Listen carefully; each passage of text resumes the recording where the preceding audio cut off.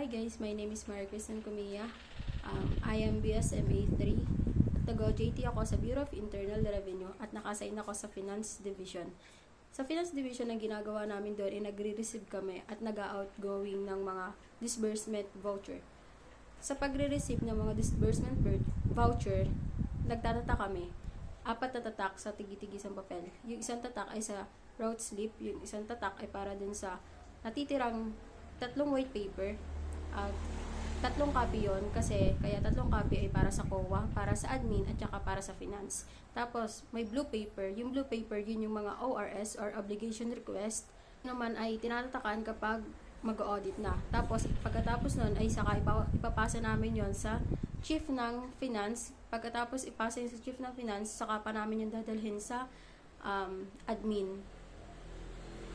Pero bago ang lahat, pagka-receive ng disbursement voucher, ina-encode muna namin yon sa computer na tinatawag naman namin na LDDAP or RDV list.